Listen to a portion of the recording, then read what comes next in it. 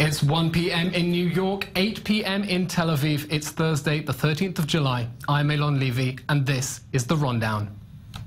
Elected President of France. Today on the agenda, a moment of truth for Presidents Macron and Trump meeting in Paris amid the greatest crisis in US-Europe relations in generations. A landmark agreement to provide Palestinians with desalinated water from the Red Sea. 1 year since the failed coup attempt in Turkey, Erdogan is centralizing power, but the opposition is not taking it lying down. On the 2-year anniversary of the Iran nuclear deal, we're asking whether it's made the Middle East any safer or more dangerous.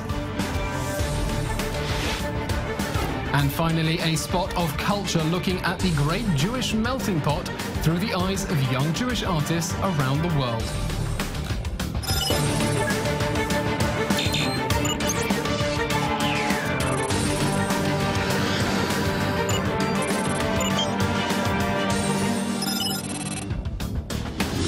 Hello, you're watching The Rundown. I'm Eylon Levy. In France, in Paris, Presidents Macron and Trump have just concluded a press conference making a very concerted effort to prove the personal and national friendships between the two. But differences still remain. Stark gulfs between the sides. Here in studio is our senior international affairs correspondent, Owen Alterman. Owen, a concerted effort to show the friendship between the two sides, but with Paris, a climate accord, and free trade, Iran, NATO, Russia. How wide is the gulf between the two sides on matters of policy? Well, Eylon, we heard two very fascinating speeches by two very different political personalities, each of them in their own ways trying to find common ground. We should note the questions are ongoing, and there may be some very interesting questions for these two leaders.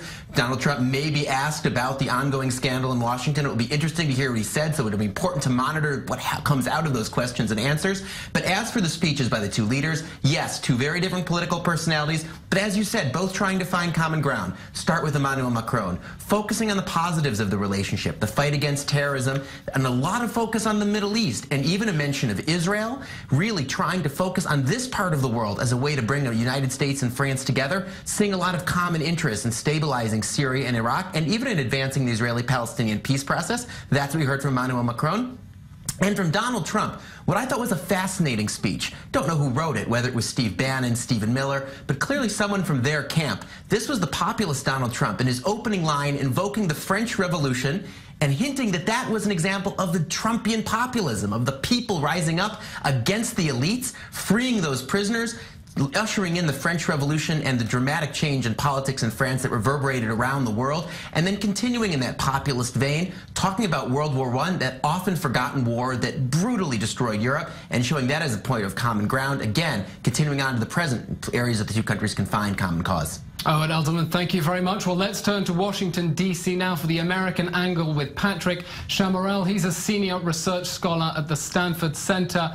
Patrick, Macron has clearly decided at the outset of his relationship with President Trump to define himself as someone who can take on Donald Trump. But what is Macron's strategic approach here to trying to deal with the American president?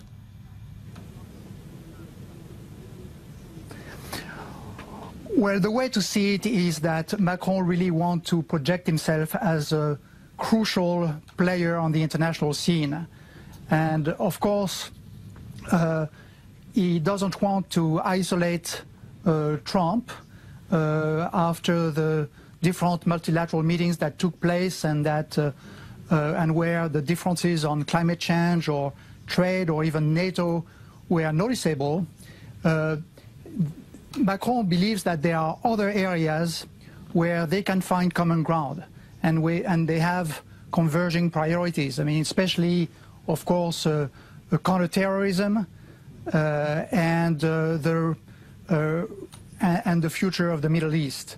Patrick Chamarel in Washington, D.C. Thank you very much. We're just going to go back now to the press conference right now where President Trump is taking questions from the press. Let's take a listen. So we're very proud of him. As far as my son is concerned, my son is a wonderful young man.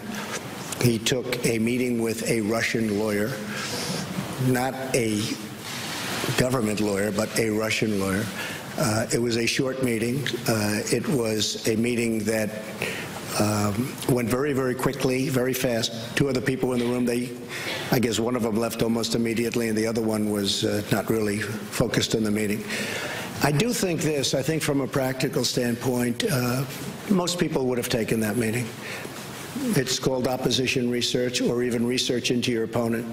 I've had many people, I have only been in politics for 2 years, but I've had many people call up, oh, gee, we have information on this factor or this person or, frankly, Hillary.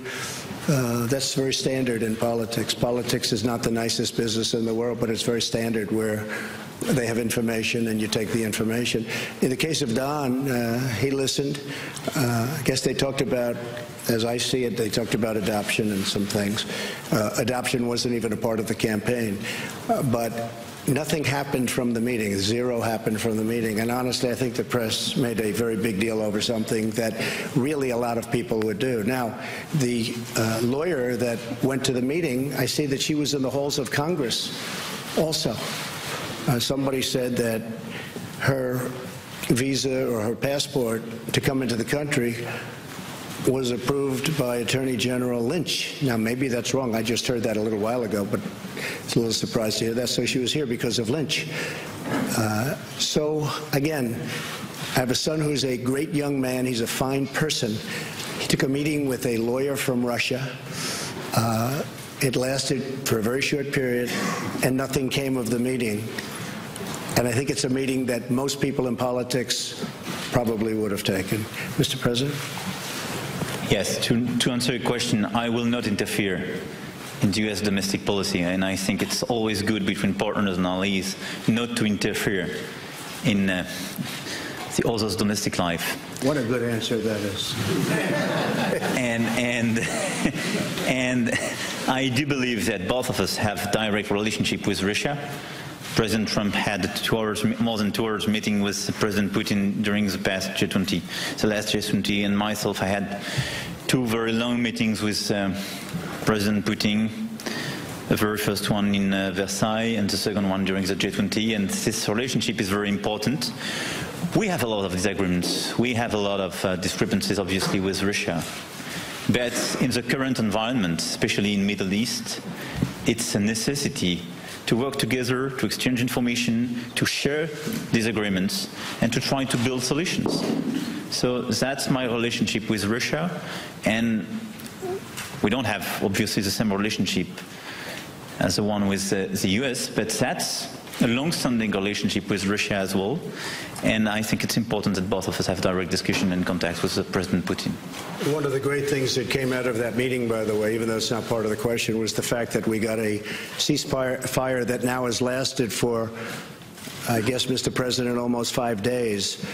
And while 5 days doesn't sound like a long period of time, in terms of a ceasefire in Syria, that's a very long period of time. And that was a result of having communication with a country. So during that 5-day period, a lot of lives have been saved. A lot of people were not killed.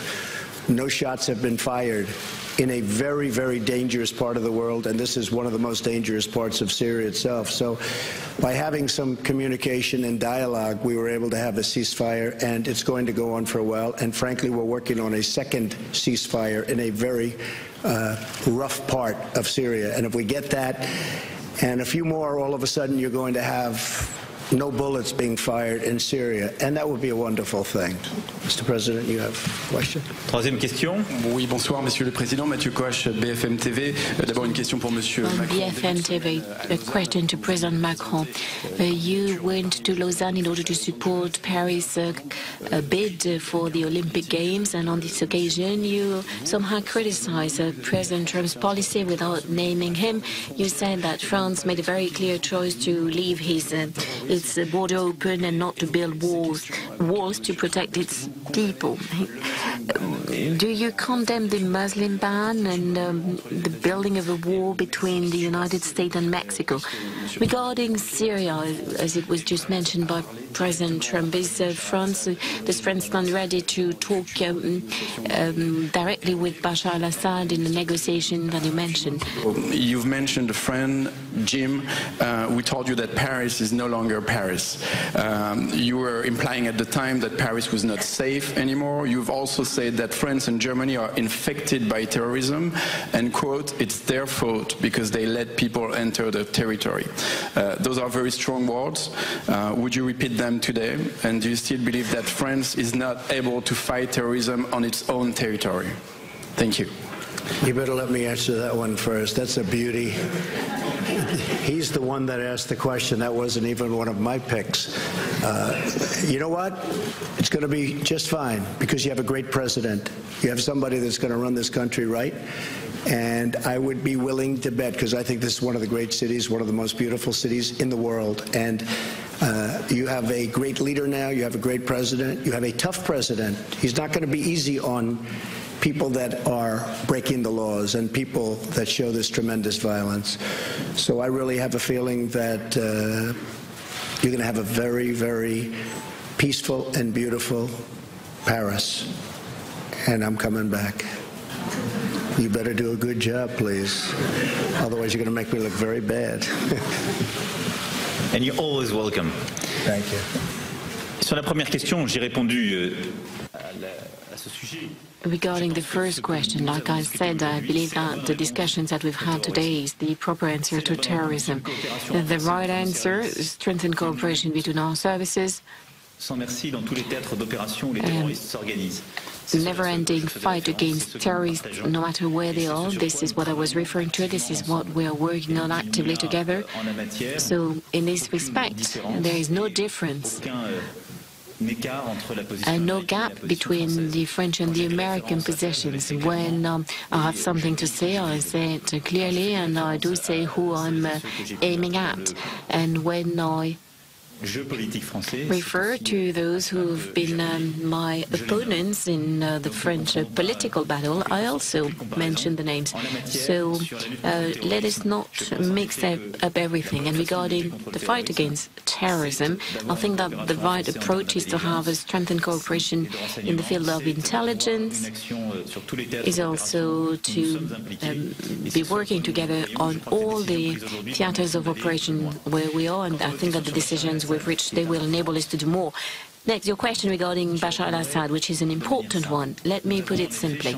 Indeed, we now have a new approach of Syria, because we want some results and we want to be closely working together with our partners, including the United States of America. We have one main goal, which is to eradicate terrorism, no matter who they are. We want to build an inclusive and sustainable political solution. Against that background, I do not require Assad's departure. This is no longer a prerequisite for France to work on that, because I can only tell you that for 7 years we did not have an embassy in Damas, and still we have no solution. Next, we also have a common red line together with President Trump. He intervened before I was elected, and I said it to President Putin after my election: no use whatsoever of chemical weapons. Any use will lead to reaction, an attack against a reaction regarding the storage places. And next, we also want humanitarian corridors. Also, we want to build a sustainable political stability for Syria. This is our roadmap. In order to stick to it, we need a diplomatic initiative beyond our military actions. That was President Macron speaking at a press conference right now with President Trump. Here in the studio is our senior international affairs correspondent, Owen Alderman. Owen, two men in that room, but also an elephant in the room, or should I say a bear, the Russia question. We saw President Trump trying to pivot away from that question towards speaking about Syria. Headline from Macron as well saying that Assad's departure is no longer a precondition. But to what extent are any international observers paying attention to these headlines rather than this lingering question in D.C. of possible collusion between the Trump campaign and the Kremlin? Not much. This is going to dominate the news coverage in the United States and around the world. And I think we heard from Donald Trump, he laid down a new marker. Nothing came out of that meeting. if we find out that something did come out of that meeting, then yet again there will be a lot of questions about what the White House is saying and whether the White House is being forthright and transparent in its account of what happened. But again, Donald Trump backing up his son, saying that anyone would have taken that meeting. Again, Eylon, as we both know, many people in the United States questioning that, saying that campaign veterans would not have taken a meeting with a foreign government and opposition research. Donald Trump, again, will be seen as trying to change an American political norm in saying that. But again, I think even more importantly, laying down a marker from the president's own mouth at that podium, saying that nothing came out of that meeting. We'll have to see how the facts develop. And then Donald Trump, I think, very endearingly taking that question about Paris, of course, having said that Paris was a city that was overrun, as said in that question, but endorsing Emmanuel Macron. But to take that bear analogy a step further, was that a bit of a bear hug for Emmanuel Macron? Donald Trump, not a very popular political figure in France or in Europe. And by the way, Donald Trump basically piggybacking off of Emmanuel Macron's reforms in France. Is that an endorsement that Emmanuel Macron would rather not have going into a very contentious battle over labor reforms in France in the next few months? His political opponents on the far left, Jean-Luc Mélenchon, will love to take that up, saying that Emmanuel Macron is on the same side as Donald Trump in that battle, something that Macron may rather not have had been said. Oh, and President Macron was very respectful towards President Trump right now, but ahead of this trip, Macron said he warned that the West has been cracking since the American election, but Europe still needs the United States. You said that nothing really came out of that meeting.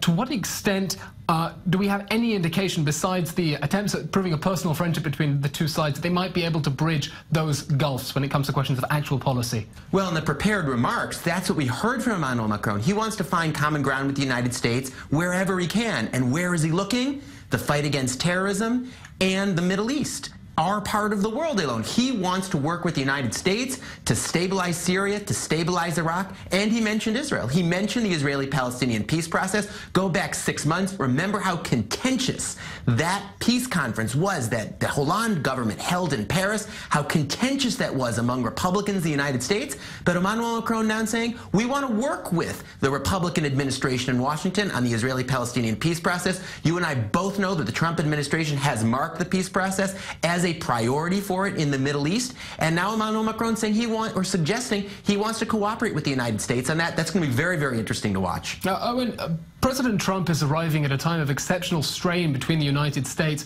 and Europe, and especially with Europe's traditional leader, Germany.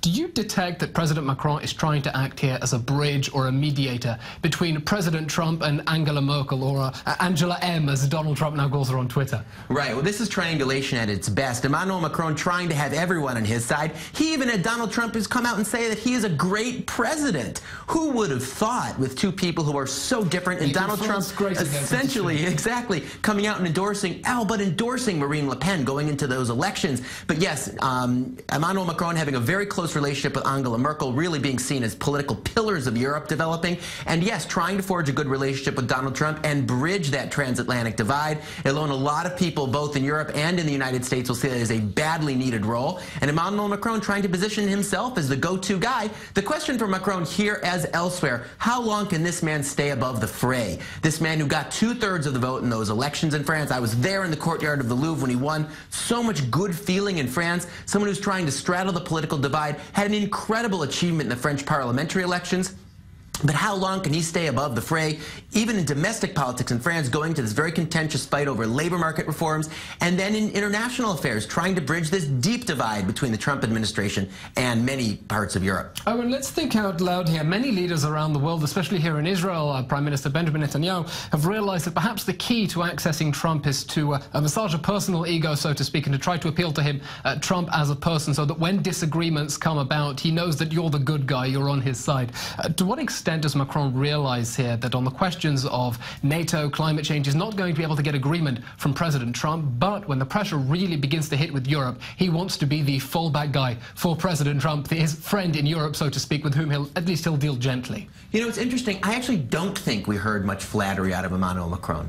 If anything, we heard the opposite. Donald Trump trying to flatter Emmanuel Macron, not so much vice versa. What we heard is Emmanuel Macron very diplomatically trying to find common ground in those prepared remarks with the Trump administration. Again, not taking any shots at Donald Trump, certainly not from that podium, but he made clear that he disagrees with the United States and with Donald Trump's approach toward climate change, and he hinted that he disagrees with the Trump administration's approach to a whole host of issues. So again, I don't think he's necessarily trying to paper over differences as much as find common ground wherever he can. Owen Altman, thank you very much. Well, still to come. In Jerusalem, a historic deal to provide Palestinians clean drinking water from the Red Sea. The Gaza Strip's electricity crisis takes a turn for the worse. And 1 year since the failed coup attempt in Turkey, how is President Erdogan consolidating his grip on power?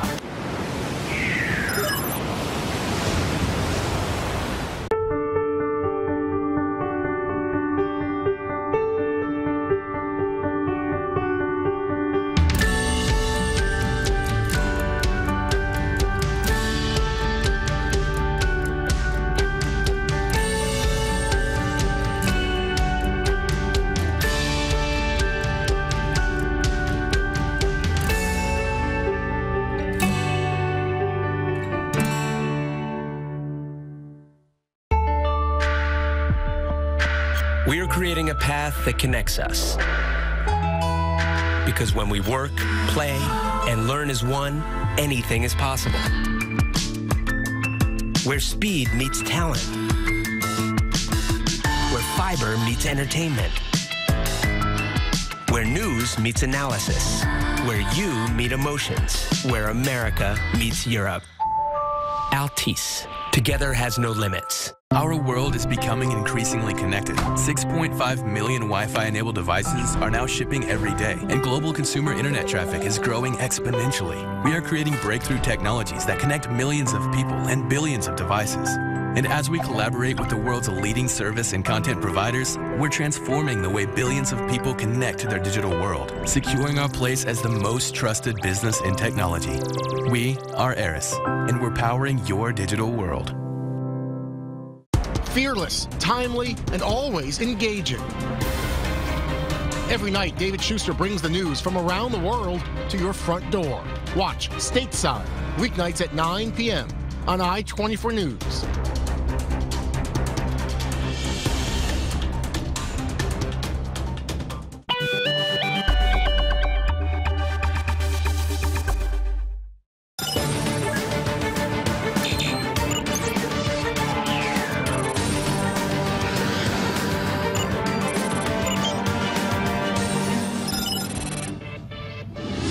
Hello, welcome back. You're watching The Rundown. Over a century since Zionist visionary Theodor Herzl dreamt up a canal linking the Red Sea and the Dead Sea, plans are underway to turn that pipe dream into reality. And today, Israel and the Palestinian Authority announced a deal to provide millions of cubic meters of water to the Palestinians through desalination. The planned 220-kilometer pipeline through Jordan will replenish the shrinking Dead Sea and provide water and electricity for a desalination plant. At a joint press conference with U.S. Special Envoy Jason Greenblatt today, the sides announced Israel will sell 32 million cubic meters of water to the Palestinian Authority a year. President Trump has made it clear that working toward achieving a lasting peace agreement between Israelis and Palestinians is a top priority for him. This agreement is an example of the parties working together to make a mutually beneficial deal. Well, joining us now in the studio, we have retired Brigadier General Shlomo Brom, formerly from the IDF's Strategic Planning Division. We have our Middle East correspondent, Michael Pluchok, and we have Gidon Bromberg from EcoPeace Middle East. Gentlemen, thank you very much for joining us. Shlomo, I'd like to ask you a question first.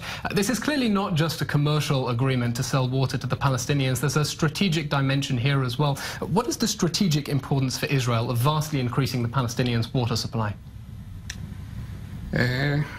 I would say that, first of all, it prepares the setting for real negotiations between the two sides, because the problem, one of the main problems, is the real deep level of mutual mistrust between the two sides.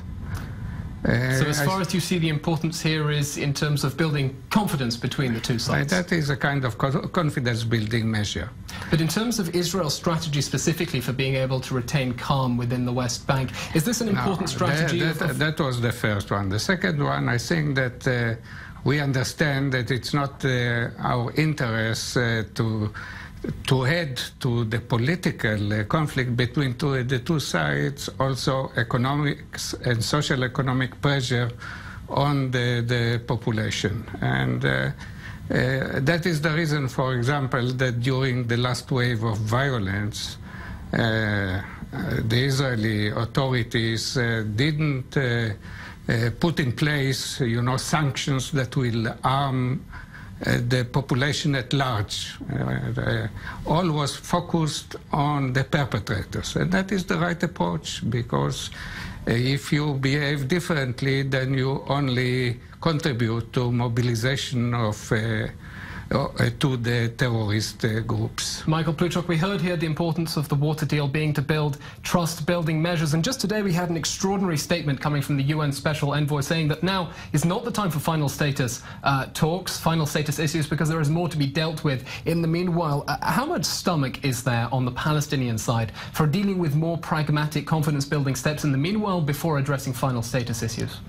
Right, well, Eylon, Palestinians, for the most part, they just want the water. I mean, as a general statement, we're looking at a situation where Israel controls the vast majority of water that reaches the West Bank and Gaza. And in Gaza, the situation is specifically really, really bad. And so in that sense, people would like to see a steady, stable flow of water, just like any other would. That being said, from the Palestinian perspective, you must look at this situation whereby, there's this water deal now, and just a few days ago, we saw the substation power plant. Two agreements in just 1 week. Two agreements in just 1 week, and on such important infrastructure and institutions, right?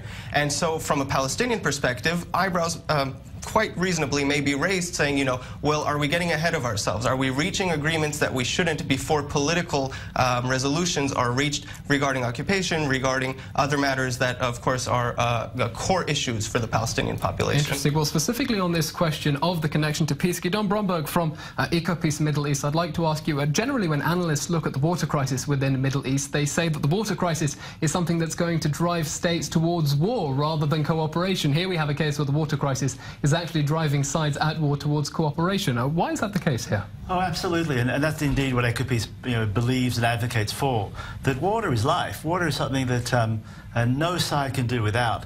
This agreement is an important agreement and a real success to Jason Greenblatt. He was looking for low-hanging fruit. Water is, in fact, the lowest-hanging fruit of all the final status peace process issues.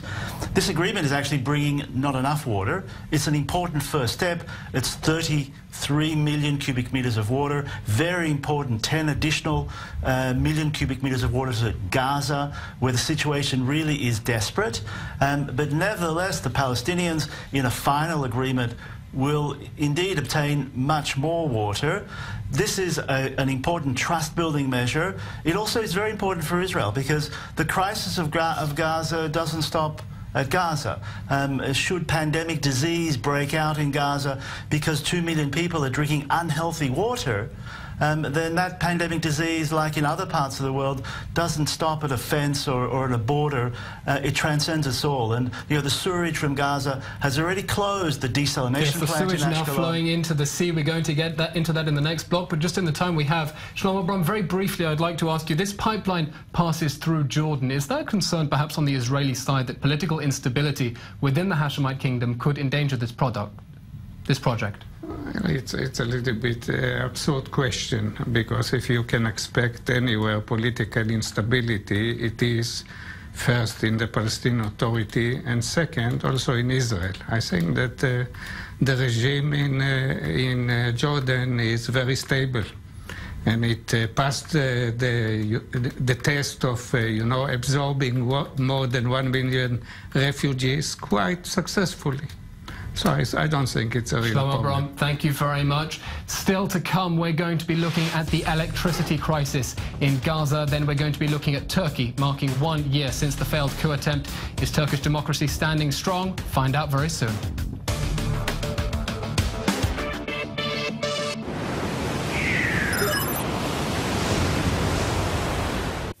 Israel, the Middle East, the world. Get your daily dose every morning on I-24 News. News from around the world to around the corner. I-24 brings you the top stories, the hard news, and analysis you need to know. Weekday mornings at 6 a.m. only on I-24 News. Unflinching, opinionated. Weeknights, David Schuster and Michelle McCory bring you analysis, interviews, and opinions that connect us to the Middle East and the world. Watch Crossroads, weeknights beginning at 6 p.m. only on I-24 News.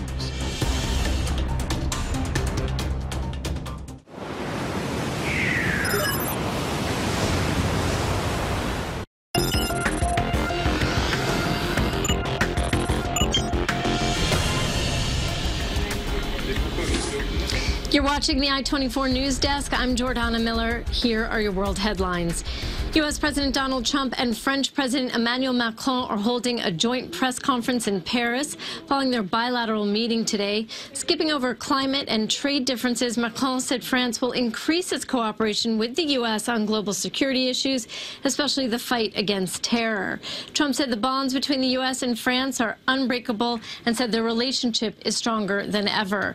Questions from reporters led very quickly to the topic of the email chain released by Trump's son, Donald Jr., which shows he was open to receiving negative information on Hillary Clinton from a lawyer he believed was connected to the Russian government.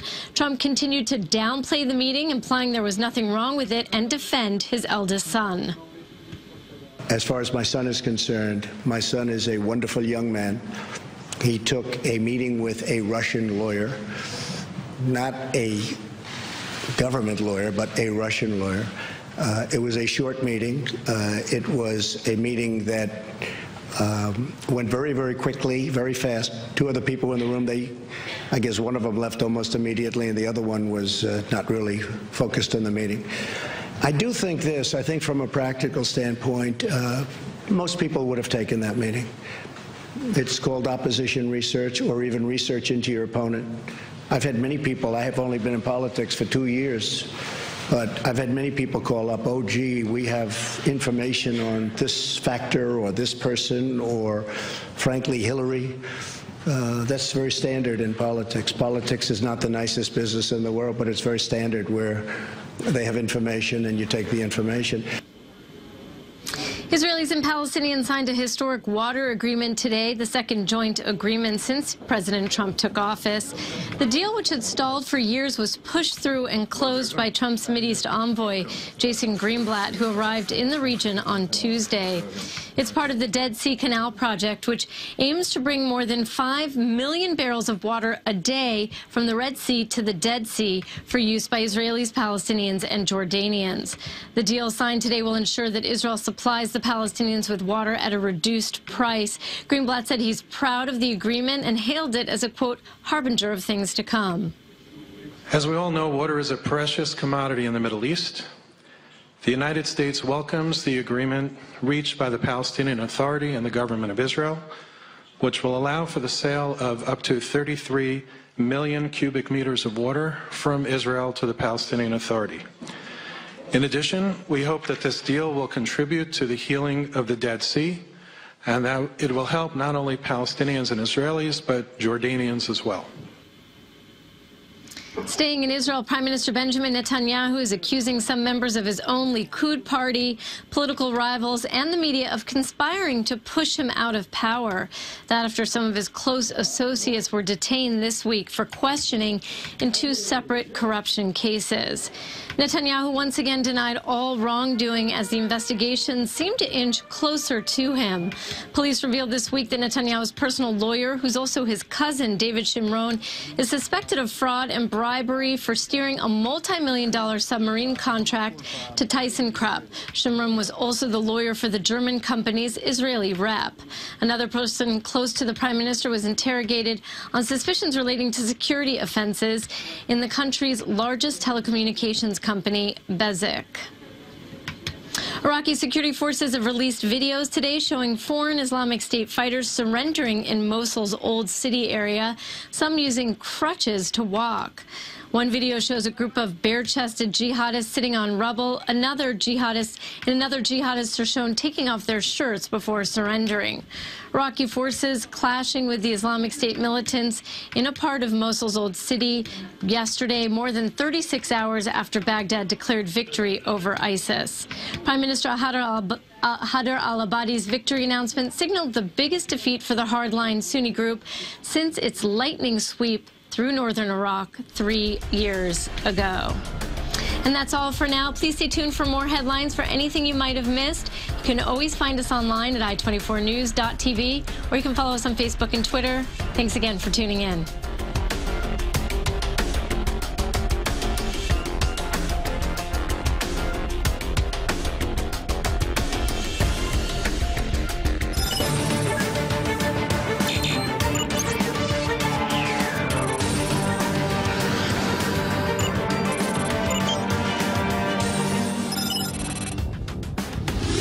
Welcome back to the rundown. Well, the deal announced today between Israel and the Palestinians will double the quantity of water that Israel provides to the Gaza Strip, where the energy crisis has taken a turn for the worse.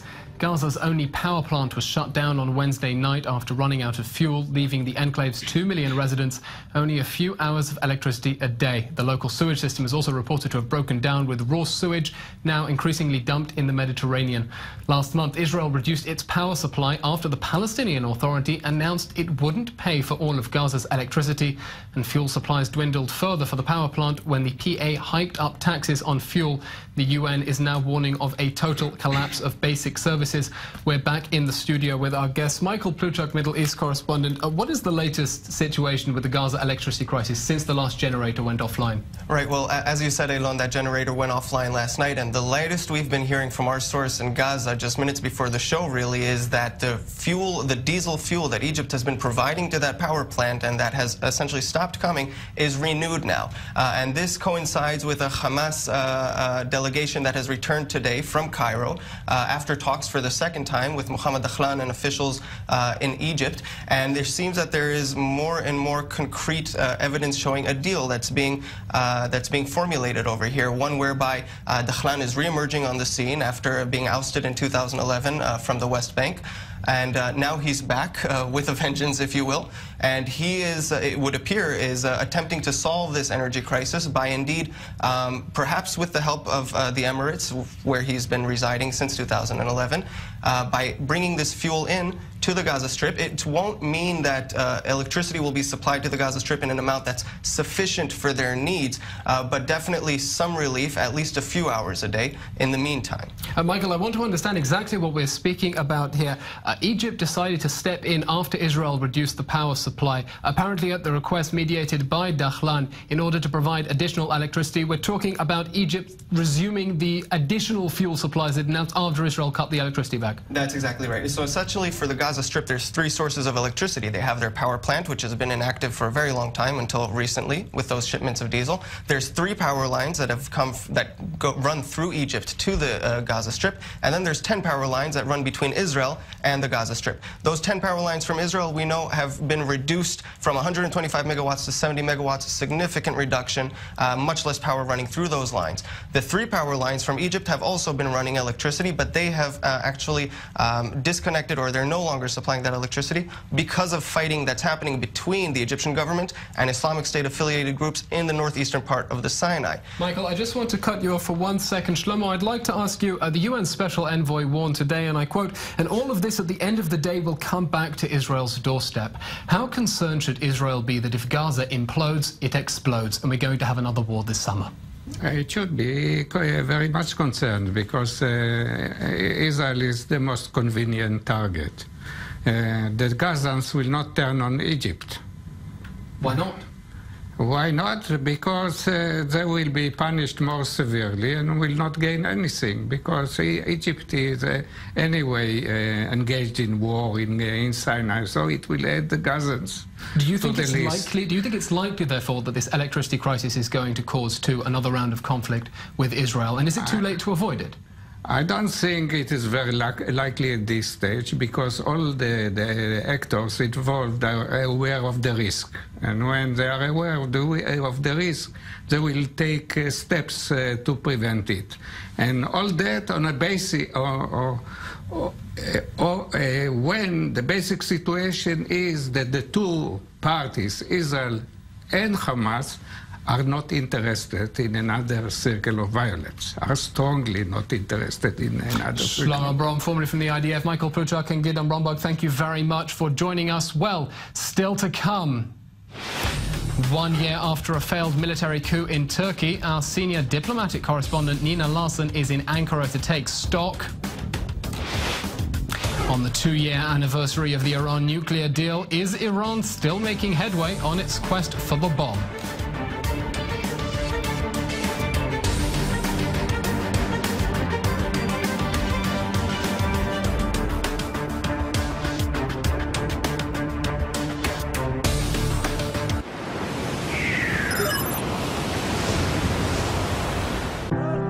Stories. Stories that touch your heart and open your eyes. Stories that take you on a journey and show you something you will never forget. It's drama that only life can offer. High definition documentaries and discussions that connect us all. Weeknights at 10 p.m. only on I-24 News. This week on Strictly Security. We mark 11 years since the Second Lebanon War, a conflict that left many question marks in Israel and Lebanon. We sit down with the former commander of the 91st Division, Brigadier General Gal Hirsch, and head out to Israel's northern border to catch a glimpse of the situation today. Join Barbara Opel Rome, 8 p.m. Eastern, only on I-24 News. This week on Holy Land Uncovered, we'll take a tour in the magnificent site of Tel Beit Shemesh, following biblical figures Samson and Delilah. We will visit Augusta Victoria compound in Jerusalem, and we will explore new excavations in the Jordan Valley. Only on I-24 News.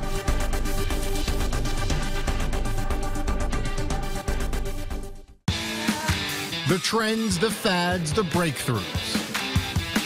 Get it all on Trending. From food, music, and art to advances in modern medicine. Weekdays at 8 a.m. Only on I-24 News. See Beyond.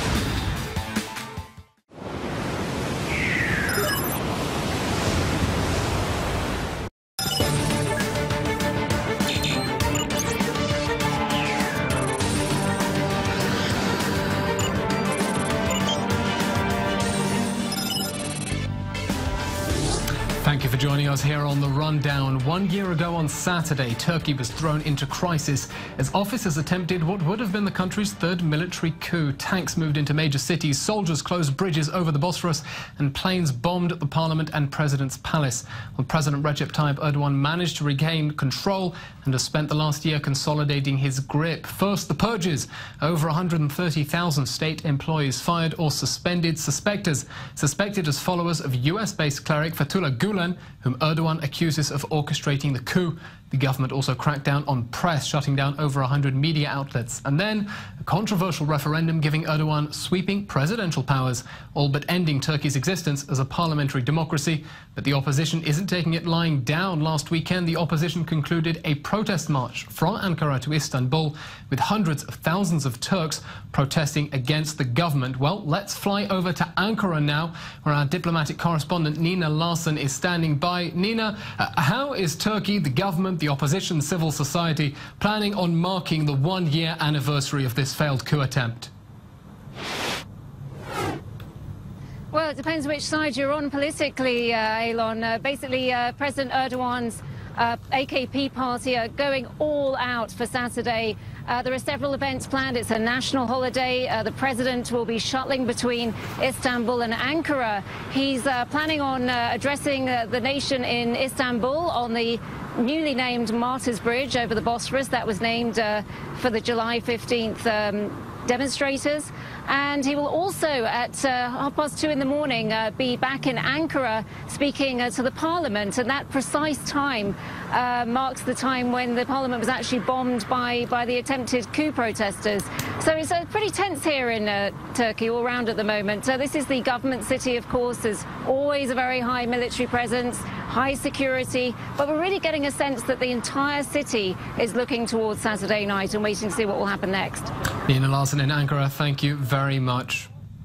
Well, it's been 2 years since 6 world powers signed a landmark deal with Iran to restrict its nuclear program and release the Islamic Republic from sanctions. And the European Union says it is united on ensuring the deal be fully implemented. The deal required Iran to cut its centrifuges by 2/3, slash its stockpile of enriched uranium, and submit to wide-ranging inspections. In return, the West would lift sanctions on Iran, bringing it back into the global marketplace. As a candidate, President Trump called it the worst deal ever, but he has since extended sanctions relief on Iran, with the State Department confirming that Iran is complying with the deal. Well, so 2 years after joining the Iran nuclear deal, is Iran closer to or further away from the bomb? Here in the studio is nuclear proliferation expert Emily Landau of the INSS and our senior international affairs correspondent Owen Alterman. Thank you very much for joining us again. Dr. Landau, I'd like to ask you first about this first explosive question. 2 years after the deal, does the deal really push Iran further away from a nuclear bomb as the West hopes, or are we inching closer to the midnight hour? Well, in that sense, I think our assessment 2 years on is the same assessment that we had when the deal was presented. In other words, it's the same deal with the same flaws, with the same weaknesses, the same problems. Iran is, not surprisingly, more or less upholding the deal. This was to be expected. Saying that Iran is complying with the deal is not equal to saying that the deal is good, because so does that compliance allow for Iran to edge closer to a nuclear bomb? Just on the surface, I'm trying to understand the basics here. Again, the assessment is the same as it was 2 years ago. This deal, the biggest problem is that it has an expiration date, 10 to 15 years. Now it's 9 to 14 years. The deal expires without that having been linked or conditioned on any changes in Iran's behavior, in its interest in the nuclear realm. Dr. Landau, I'd like to ask you a question specifically on this, because President Obama gave the New York Times a remarkable interview at the time of this deal, saying, and I quote, "And the truth of the matter is that Iran will be and should be a regional power." Does this deal contain an inbuilt contradiction? Because by the time it expires, Iran will have acquired enough material power to be able to defy any international pressure if it tries to break out towards a bomb. One of the problems with the deal is that it does enable Iran to continue to work on its uranium enrichment capabilities. It's allowed to work on a whole range of advanced centrifuges. It has plans in year 10 of the deal, again, which is 9 years from now, to install thousands of advanced centrifuges, which it will begin to operate. It will be able to accumulate. It will still be under the cap, but it will be perfecting its capabilities. It will have a huge industrial nuclear infrastructure when the deal ends. And yes, it will be more difficult to stop Iran when the deal expires than it was before the deal was concluded in the first place. And in addition, of course, there have been some violations. There could be more violations. Iran needs to continue to be watched like a hawk. And what the Trump administration is signaling is that Iran's regional profile will now be part of its overall review of Iran policy. In other words, because this deal doesn't stop Iran in the nuclear realm, all of its regional behavior becomes tremendously relevant to the overall assessment. And so all of its provocations that we've seen since the deal was presented, the missile tests that it is continuing with, its activities, military activities in Syria, other places, transfer of weaponry to Hezbollah, building factories now in Lebanon for Hezbollah, and I just read a recent report also in Syria. So all of this behavior is part of the profile that the Trump administration will be reviewing. Unfortunately, the Europeans won't be. The Europeans won't play a game. Well, Owen, I'd like to ask you specifically, President Trump called this the worst deal ever when he was running as a candidate. Now that policy is under review the question of the Iran deal. Is it possible that the White House might try to open it up to renegotiation like it's trying with the Paris Climate Accord? Or is it going to try to enforce the deal, but at the same time try to restrict Iran's ability to become a conventional regional power? Well, if the administration does try to reopen this deal somehow, let alone walk away from it, it will be a big deal. 2 years on, this really does feel like a fait accompli. This deal feels more and more like a fixture of the international system, let alone the regional system. Federica Mogherini, the top EU foreign policy chief, gave a speech a couple of days ago in which she said that this deal doesn't belong to any one country, it belongs to the international community. To that extent, I think she's unquestionably right. She went on to say that it also means that Europe will continue to do deals with Iran and continue to re-engage with Iran. That sort of superstructure of the deal, I think the Trump administration can and already has pulled back on, and that does make a difference. Of course, we've also seen the signs around the region, the Gulf states trying to consolidate, even work with Israel, according to lots of foreign reports, on the side to contain Iran, and working with the Trump administration, which has taken a hard line on Iran, saying that Iran does have a lot of foes here in the region and beyond, and a lot of people trying to challenge it. That will be a key factor going forward. Owen Altman, Dr. Emily Landau, thank you very much. Still to come, the patchwork of Jewish history through the eyes of young Jewish artists.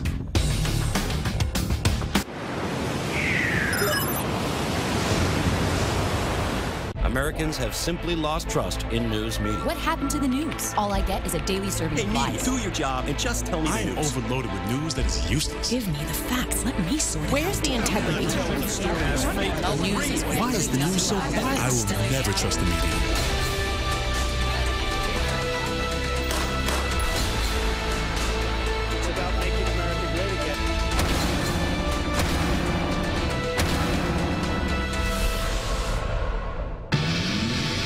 There are never enough hours in the day to get everything done.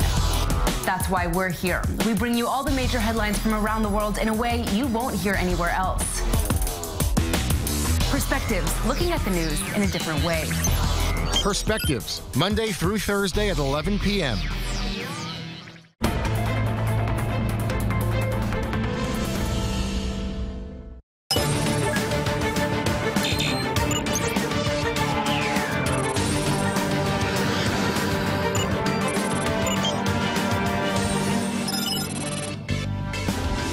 Thank you for joining us. You're watching The Rundown. Well, after failed coups and nuclear bombs, onto a heartwarming story about roots, family and Jewish heritage. Each year, the Museum of the Jewish People in Israel holds a massive competition in which tens of thousands of students across the world submit art projects for the chance to win a plane ticket and something more. I-24 News culture correspondent Maya Margit has the story.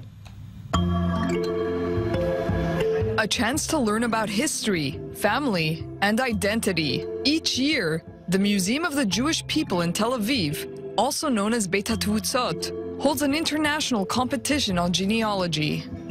It's called My Family Story, and it brings together 20,000 Jewish students from around the world who create artworks and installations based on their own personal family stories, with the best ones exhibited right here in Israel. This project encourages children all over the world to research their family history and discover their Jewish heritage through art. I started this project 22 years ago.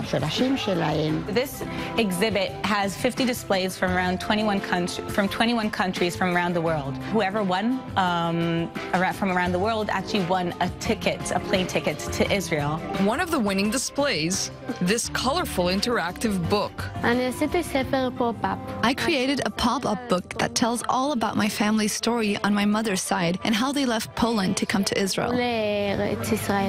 Another winner, this three-dimensional board game, one in which players can learn all about Noah's grandparents. My four grandmothers come from different places: Czech Republic, Romania, Tunisia, and Greece. One of my grandmothers I knew very little about, but as I worked on this project, I discovered that she had had a really difficult life. She was in Auschwitz and other concentration camps. There are projects here from Turkey, Mexico, Australia, and yes, the United States. Though winning a plane ticket to Israel is certainly a treat, for these kids, the best part is finding their personal story and tracing their family's roots. All of this through art and creativity. Maya Margit, I-24 News. Well, that was art, and now on to sport. The world's third largest sporting event is currently underway as the 20th Maccabiah Games bring 10,000 athletes to Jerusalem for the Jewish Olympics. Well, the competition isn't over, but that hasn't stopped thousands of participants spilling onto the streets of Jaffa for a massive street party. Our correspondent Ariel Levin-Woolman managed to get out of the studio to go to that party. Ariel, it's a real ingathering of exiles going on downstairs. How far have the Maccabiah Games succeeded in bringing together Jews from around the world? Look, it has 45 different sporting events with Jews from just about every country, and now they're all coming together, so it's not just about competition. You see, they're spending a week and a half going at each other's throats in some serious sporting competitions. So you know what? The idea is, what if you give them a night to kick back, mingle without the competition, and just have a little bit of fun? And that right here is the Jaffa Street Party. Now, there's about 4,000 people expected to show up here, and all the athletes are going to be in attendance. Now, obviously not mandatory, but a lot of them are out here. You'll recognize a lot of the faces from the games throughout the week. They're mingling with the Israelis on the street, and they're all having fun. You know, you come out to Jaffa, you got great food, you got great art, everyone gets to talk and gets to mingle, and hey, this is Israel. It wouldn't be complete without somebody describing it as a single scene. And really, that's what's out here tonight. Whether you're an athlete or somebody in the street, there's something here for everybody. So that's the party going on here, and it's going to be going on until 11, so anybody that's in the area, you still got a chance to come out here. Ariel Levin-Woolman, as you say, at the largest Jewish singles event in Israel at the moment. Thank you very much. And that's all we have time for today. As always, you can continue to catch more from us here on I24 News Online, on Facebook and on Twitter. The Rundown will be back tomorrow at the same time with Tracy Alexander. Coming up next on I24 News is Debrief with Nurit Ben. It's been a pleasure. Stay tuned.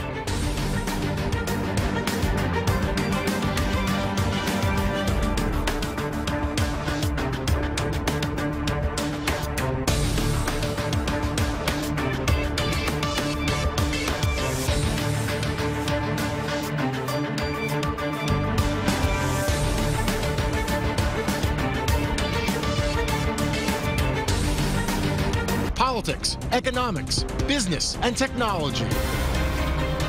Get the real news and the real insight about what's happening around the world. I24 News' Michelle McCory breaks down the top stories of the day from the Middle East to the U.S. Weeknights beginning at 7 p.m. Only on I24 News. Middle East politics has its own set of rules. In Israel and beyond, public figures play an elaborate game of cat and mouse with the media. We'll break it all down for you with our all-star panel of movers and shakers. The Spin Room, Sunday at 10 a.m.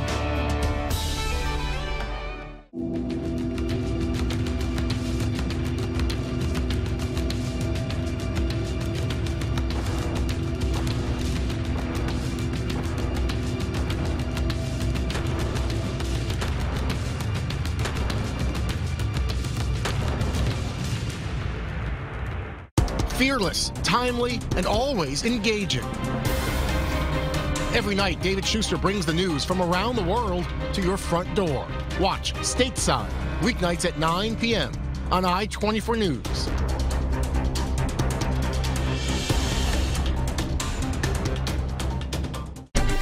This week on Holy Land Uncovered, we'll take a tour in the magnificent site of Tel Beit Shemesh, following biblical figures Samson and Delilah. We will visit Augusta Victoria compound in Jerusalem, and we will explore new excavations in the Jordan Valley. Only on I24 News.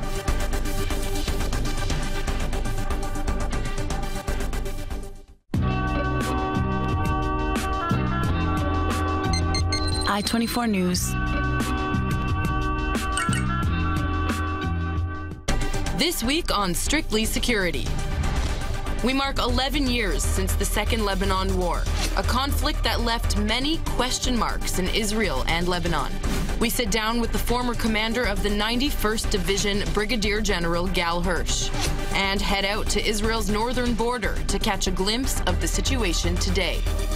Join Barbara Opel Rome, 8 p.m. Eastern, only on I24 News.